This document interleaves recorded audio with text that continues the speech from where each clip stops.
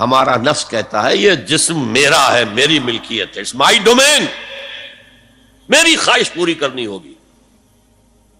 جیسے اس نے کہا میں نہیں جانتا کوئی خدا ہے میرے سوا اور میرے اوپر، میں نہیں مانتا. نفس بھی کہتا میں نہیں ماننے کو تیار، کیا حلال ہے کیا حرام ہے، کیا جائز ہے کیا ناجائز، میری خواہش پوری کرو.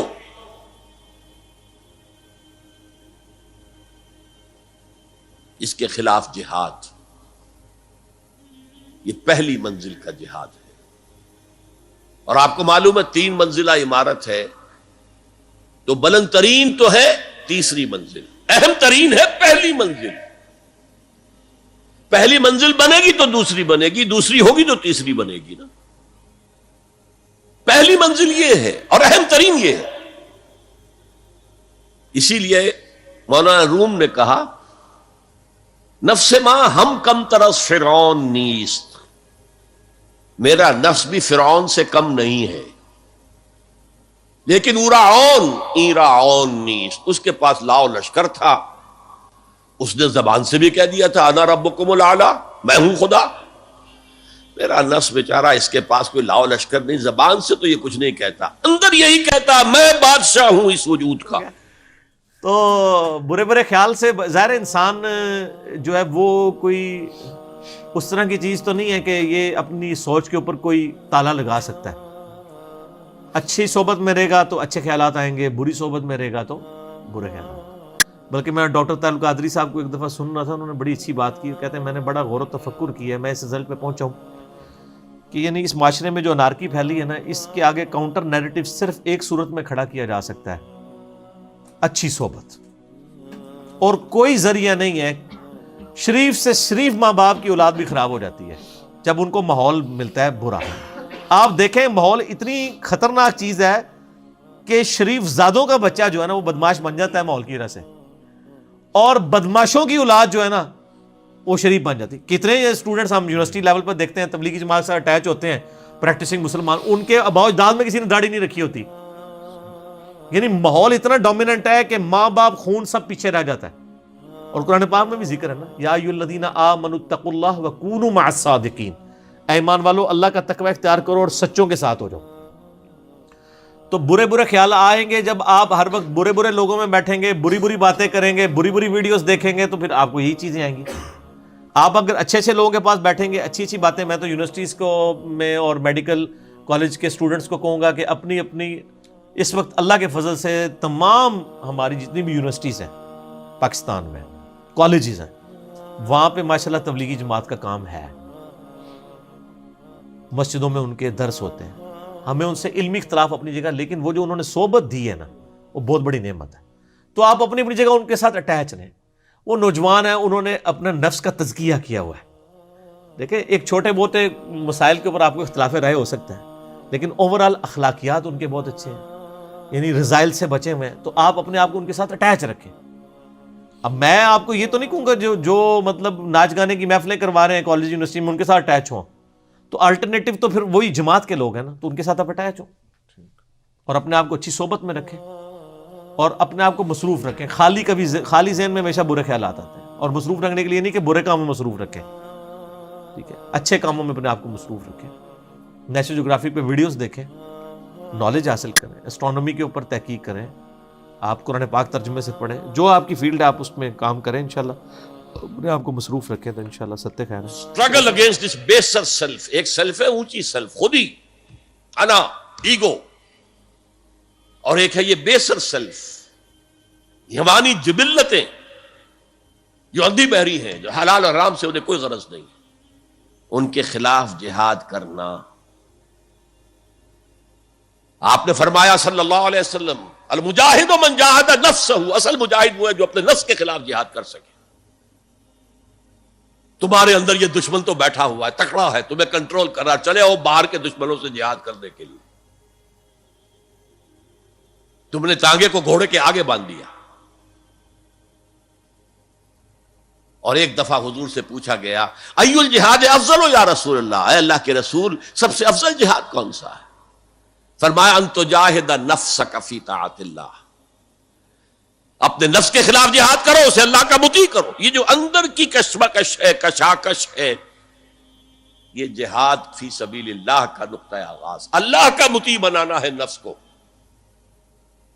اس کے ساتھ دو سب لیول اور ہیں۔ اس نفس کو بھڑکانے والی ایک قوت ہے انویزیبل، اور ویزیبل بھی ہے۔ انویزیبل قوت سب سے بڑی ابلیس، شیطان لعین، اور اس کے چیلے چانٹے جنات میں سے، اور ویزیبل میں انسانوں میں جو اس کے ایجنٹ ہیں، جو فحاشی کو کلچر کا نام دے، یہ اس ابلیس کے چیلے ہیں۔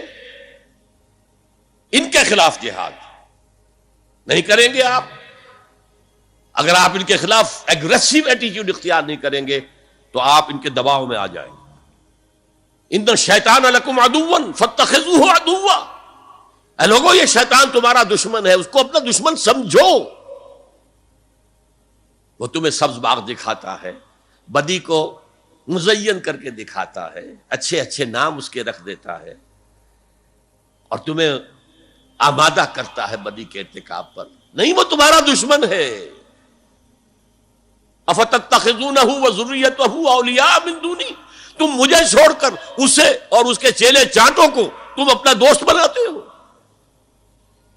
نہیں، شیطان کے خلاف جنگ۔ یوٹیوب کے اوپر ایک کلپ ہے نا، اس کے اوپر یعنی مشت زنی، اور اس آپ لکھیں یوٹیوب، تو میں نے اس میں بتایا نا کہ جب آپ، تو اس کا میں نے علاج بھی بتایا نا اس میں، کہ وہ روزانہ نا 10 منٹ کے لیے نا موم بتی کے فلیم کے اوپر ہاتھ رکھا کریں، پریکٹس شروع کریں۔ ظاہر ہے وہ آخرت کی تیاری اس حوالے سے ہی کر رہے ہیں نا، کہ انہوں نے ادھر ہی جانا ہے، تو پریکٹس شروع کر دیں، تو ایک دن میں ان کو سمجھ آ جائے گی۔ تو خوف خدا کے بغیر تو کوئی چیک نہیں ہے سر، دنیا کا کوئی قانون بھی آپ کو گناہ سے نہیں روک سکتا۔ ایون میں اس سے بڑی بات کرتا ہوں کہ اللہ تعالیٰ کے بنائے ہوئے جو قوانین ہیں نا، فزیکل ورلڈ سے جو تعلق رکھتے ہیں، جو آپ کے قانونی یعنی قوانین ہیں، وہ بھی آپ کو برائی سے نہیں روک سکتے جب تک خوف خدا نہ ہو۔ اب قرآن تو آپ کو کہتا ہے نا کہ اگر کوئی عورت ہے، اس کو آپ ایک دفعہ طلاق دیتے ہیں تو آپ رجوع کر سکتے ہیں، دوسری بار بھی کر سکتے ہیں، تیسری بار نہیں کر سکتے۔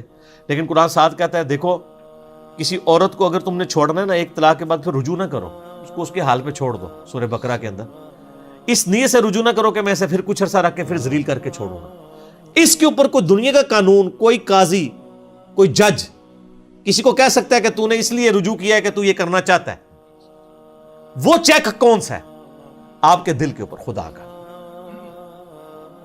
تو خوف خدا کے بغیر شریعت کے قوانین بھی ناقص ہو جائیں گے، دنیا کے اعتبار سے تو اسٹیبلش ہو جائیں گے، لیکن آپ کی اپنی اصلاح کے لیے خوف خدا کے ساتھ آپ اس کو قوانین کو لے کے چلیں گے تو پھر آپ کو، ورنہ تو آپ یعنی آپ پاکیزہ محبت ہی کہتے رہیں گے۔ پاکیزہ محبت یعنی مردوں عورت میں تو میاں بیوی میں پاکیزہ محبت ہو سکتی ہے، اس کے علاوہ کہتے ہیں نہیں میں جی اچھی نیت سے دیکھ رہا تھا۔ تو دیکھنا خود ہی حرام ہے، اچھی ہے بری نیت والا تو معاملہ ہی علیحدہ ہو گیا، ٹھیک ہو گیا۔ تو وہ آپ اس کے اوپر پھر چیک جو ہے وہ خوف خدا۔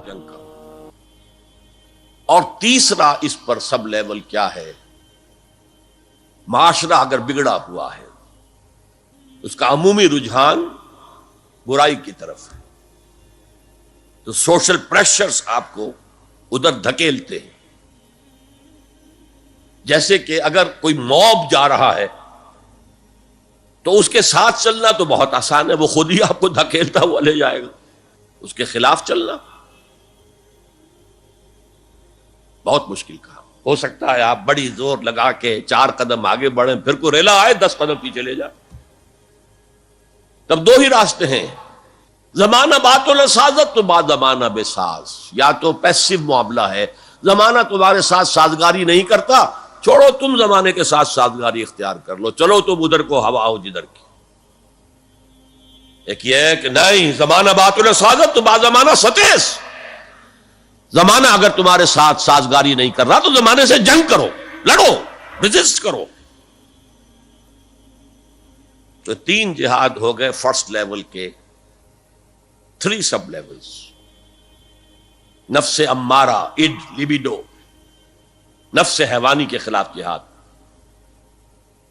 اس کو بھڑکانے والے، وسوسہ اندازی کرنے والے، اس میں پھونکے مارنے والے، شیطان اور اس کی ذریت مانوی اور ذریت نسلی، جنات اور انسانوں میں جو اس کے ایجنٹ ہیں، ان کے خلاف جہاد، معاشرے کے خلاف ایک سٹرگل۔ اب یہ 3 جہاد آپ نے کر لیے، اللہ توفیق دے ہم میں سے ہر ایک کو